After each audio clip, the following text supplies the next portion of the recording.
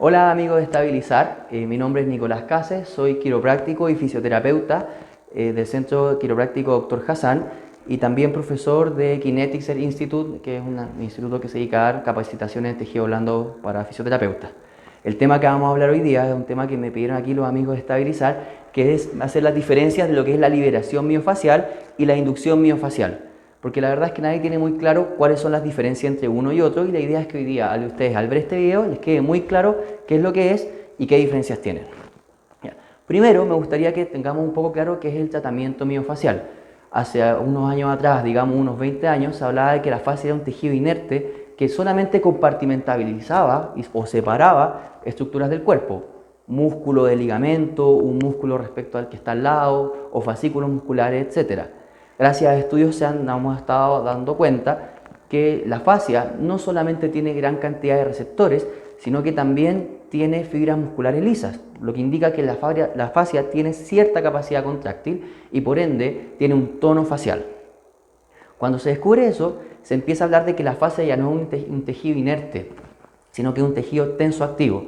Por ende, aparte de compartimentalizar, participa de manera activa del movimiento, pudiendo facilitarlo o también limitarlo, y ahí limitando el movimiento es donde entramos nosotros los fisioterapeutas a interesarnos en por qué la fascia trabaja como trabaja y cómo funciona y cómo podemos ayudarla a nuestro favor para rehabilitar a nuestros pacientes. En ese sentido, empieza el concepto de liberación miofacial, que tiene que ver con cómo hacer que la fascia libere el movimiento. Se hablaba en ese entonces de que los fibroblastos, las células encargadas de generar colágeno, ¿cierto?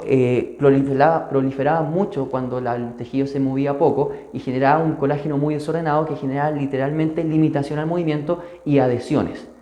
Entonces, el concepto empieza a ser con liberar esas adhesiones y ahí empieza el concepto de liberación miofacial.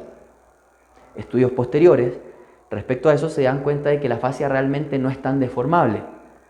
La verdad es que en el caso, de ejemplo, del tracto iliotibial, si es que nosotros queremos deformarla, habría que hacerle fuerzas superiores a 1 tonelada, cosa que no podemos hacer en nuestras clínicas con nuestros pacientes, ¿no? Entonces empieza a estudiarse por qué esta fascia, que no es deformable, sí responde a estímulos miofaciales, que las terapias más comunes, ¿cierto?, son la terapia instrumental, punción seca, cupping y últimamente, kinesiotaping también, y últimamente el flossing o las voodoo band, que es de lo más nuevo que está saliendo. Y bueno, retomando, se hablaba o se empieza a botar un poco el concepto de liberar o de romper adhesiones propiamente tal, sino que se empieza a hablar qué pasa con la neurología de la fascia y cómo la fascia o los receptores faciales se integran al sistema nervioso para limitar el movimiento. La verdad es que la fascia tiene dos tipos de receptores, mecanoreceptores y nociceptores. Entonces la fascia puede enviar información de dolor o de tensión, ¿ya?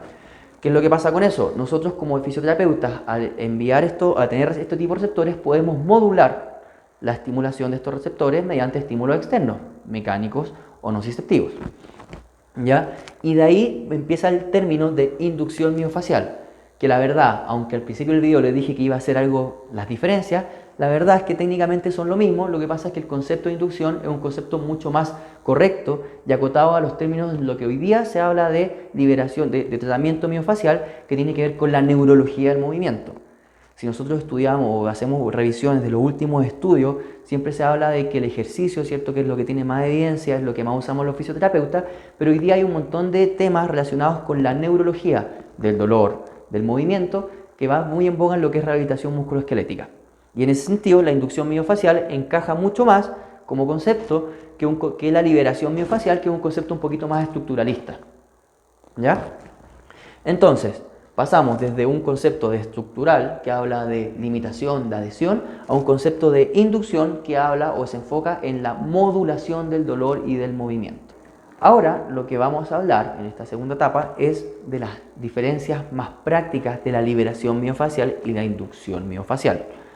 Como les explicaba un poco antes en la parte teórica, la liberación miofacial habla un poco más del tema estructural, en cambio la inducción miofacial más neurológico, ¿ya? Y por ende hay diferencias importantes en el trabajo práctico de la liberación versus la inducción. La liberación, al ser más estructural, nos va a enfocar que nosotros nos enfoquemos mucho más en las estructuras anatómicas que vamos a estar tratando.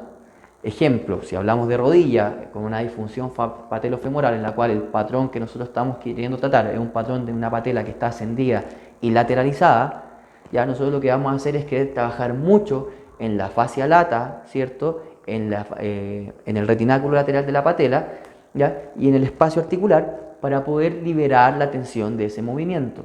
¿Y en qué direcciones? Preferentemente en las direcciones que nos ayuden a estimular dirección inferior, ¿cierto? Para poder descender la patela y medialización.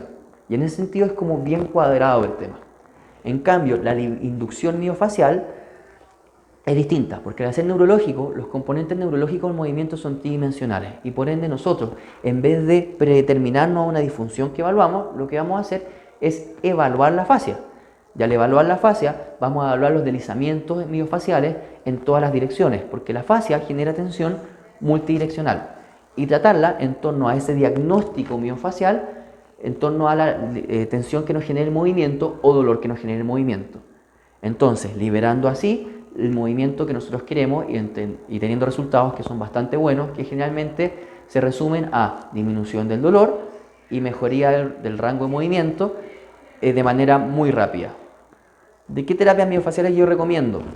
De las terapias miofaciales, como les decía, existe punción seca, liberación miofacial manual, instrumental, cupping, kinesiotaping y flossing. Dentro de las que yo más uso yo en mi práctica clínica, la primera que más uso es la liberación instrumental, básicamente porque las herramientas, por lo menos de Kinetics, que son las que uso yo, tienen la capacidad de aumentar o amplificar la onda de tensión, la onda de restricción del movimiento y por ende para mí me es más fácil diagnosticar la disfunción de la fascia y con un buen diagnóstico suena obvio que es más fácil tratar, ¿no? O ser más asertivo en el tratamiento. Luego de esa, lo que más me gusta utilizar a mí es el flossing. El flossing es un vendaje compresivo para aumentar la estimulación miofacial de la zona. Y bueno, eso probablemente es tema de otro video en el cual yo les puedo explicar bien y les puedo demostrar de manera práctica cómo hacer algunas técnicas de flossing que son muy buenas para deportistas. Espero que con este video les haya quedado muy claro lo que es la diferencia entre la liberación y la inducción miofacial y cualquier duda la pueden dejar en los comentarios y aquí todo el equipo de Estabiliza va a estar súper contento de estar interactuando con ustedes. Que estén muy bien, no se les olvide seguir el canal y nos vemos en un próximo video.